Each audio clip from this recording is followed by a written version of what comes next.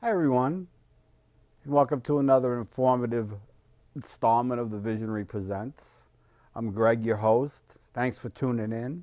But first, I'd like to start by thanking those out there that gave me some feedback in the form of comments and suggestions.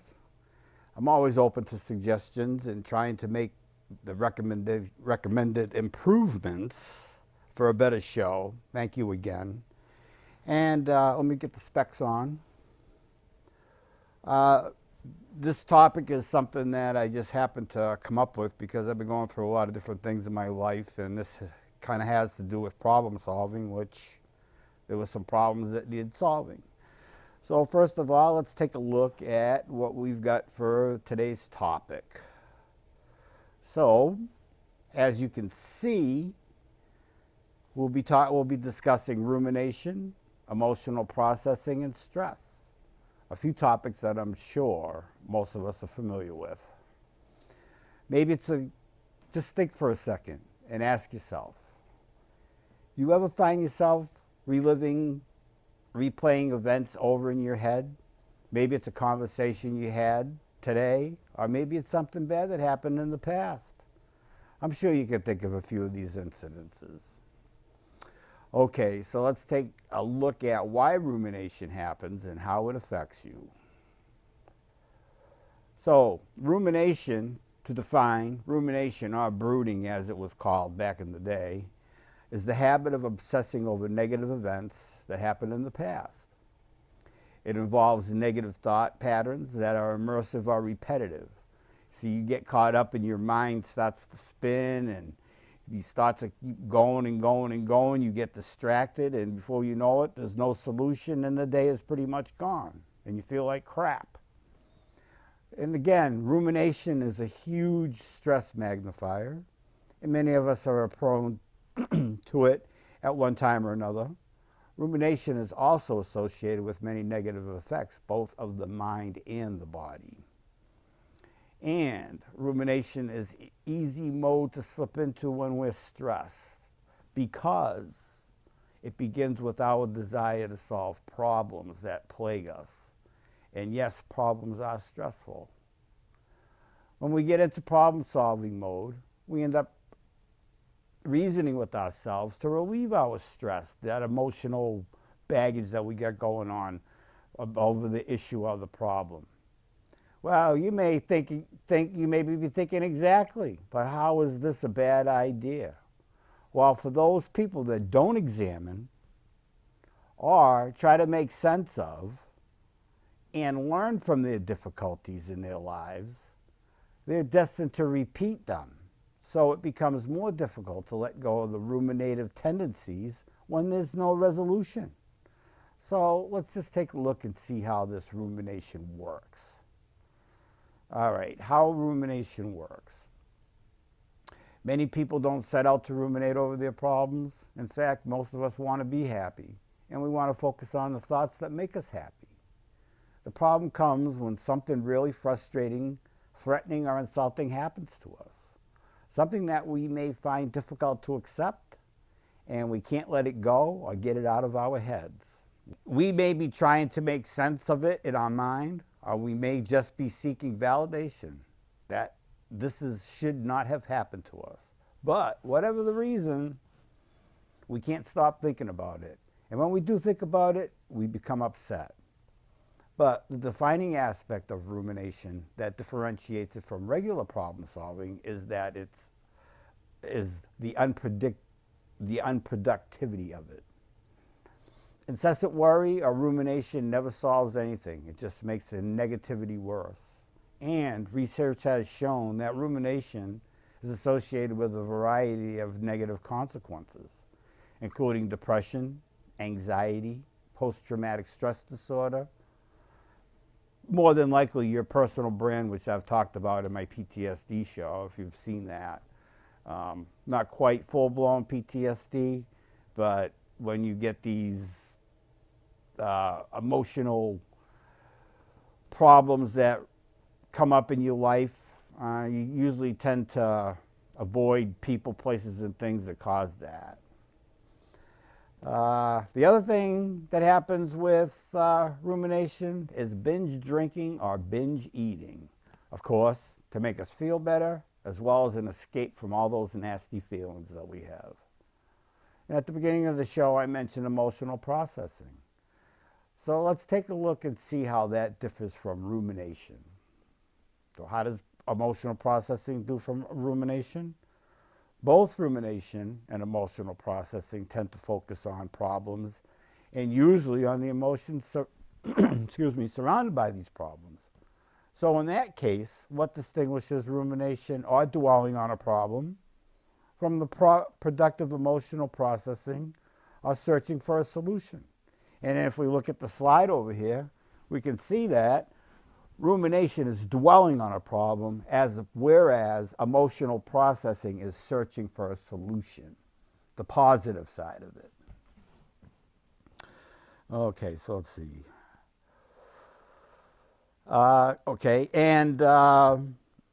The other thing is that rumination doesn't generate any new ways of thinking, nor any new positive behaviors, or any new possibilities or solutions to the problem that's just spinning around inside your head.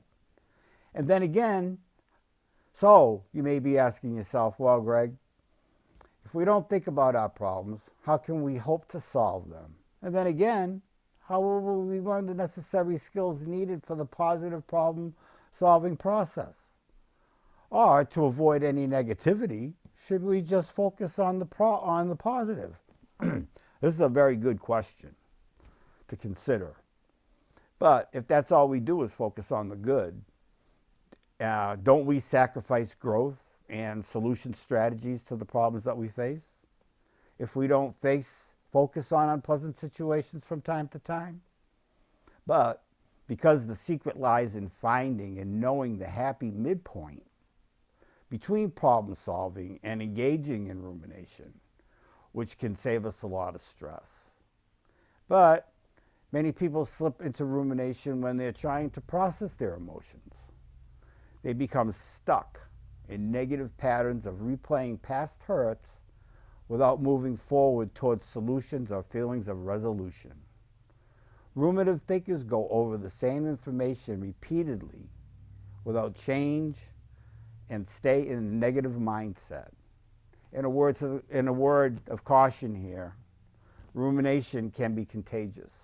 It is possible for two people to engage in co-rumination, and that keeps a negative situation alive between them and with little movement towards the positive. So, how do we avoid ruminating? All right, let's take a look and see.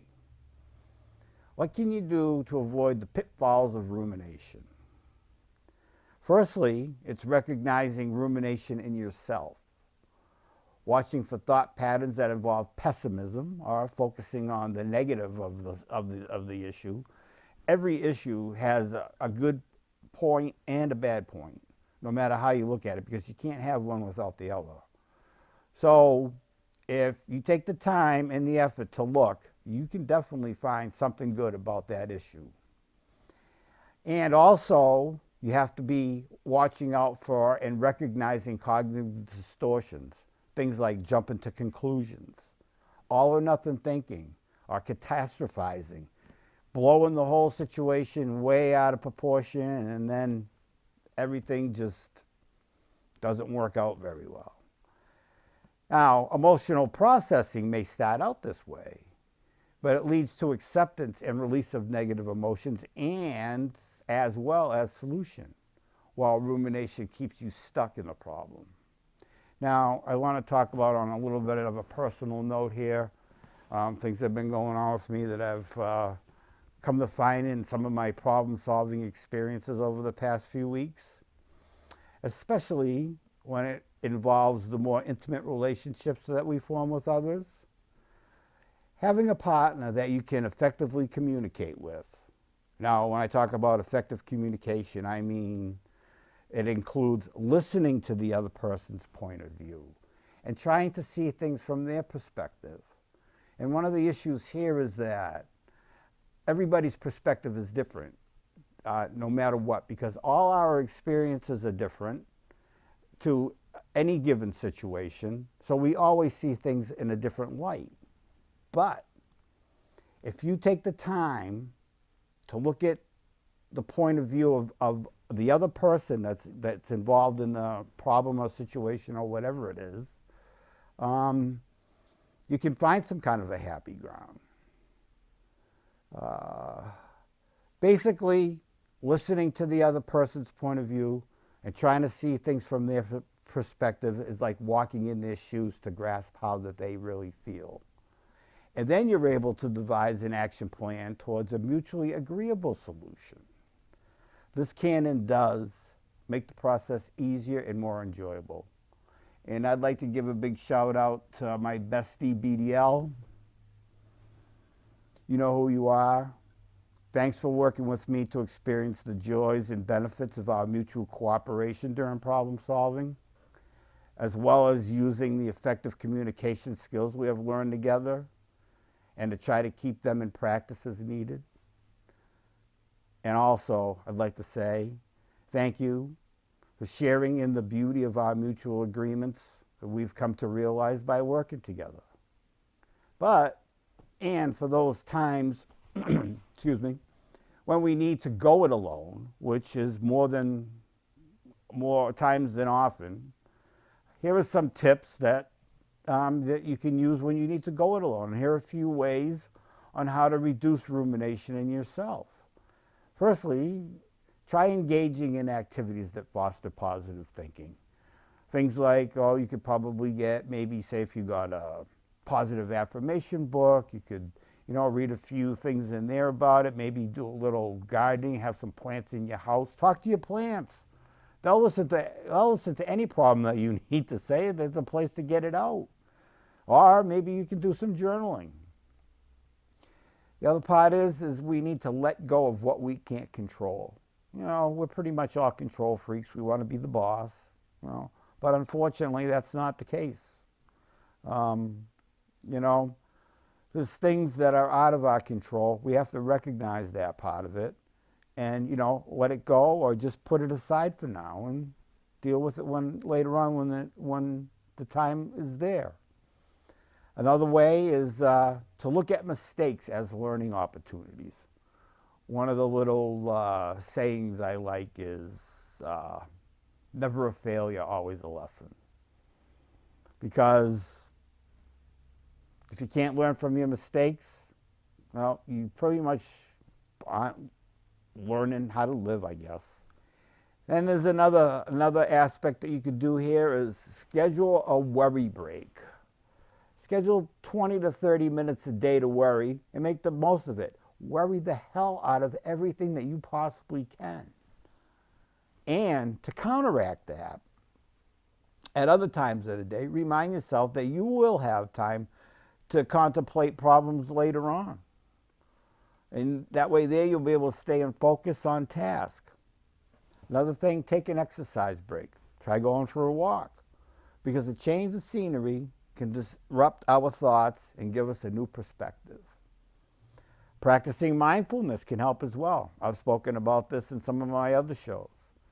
And as I've mentioned in the past, for me, doing dishes is a very beneficial mindful practice because it encompasses all your senses. You get the warmth of the water, the smell of the soap, the feel of, the detergent on your hands, and the action of washing. When all your senses are in there in the moment, rumination doesn't even have a chance to slip in. And then finally, counseling is a great way to learn different techniques with the help and guidance of a professional. Well, my friends, that's it for today's installment of the Visionry Presents. Thanks for tuning in, and I hope you're able to learn something new today to help you or another along the path to a more enjoyable and fulfilling life. I hope to see you for another informative installment of the Visionry Presents. And as always, my name is Greg, and if there are any questions, comments, complaints, or suggestions, you can email me at thevisionry@pm.me. And as I've mentioned in past shows, This is a very secure email service I use. It costs me a couple of bucks a month, but the peace of mind is well worth it for the security and that kind of thing and the anonymity. But before I close, another thanks again to those for your kind, constructive feedback, and another big shout out to BDL for all that we have learned and experienced together and what's to come. And also for the wonderful benefits of the personal growth we have been able to assist each other with. Thank you again. Well, that's it for now. And don't forget, you can always check me out on Cat TV site, or you can also look me up on YouTube as well. Bye for now. Thanks for tuning in, and see you next time on the Visionry Presents. Adios.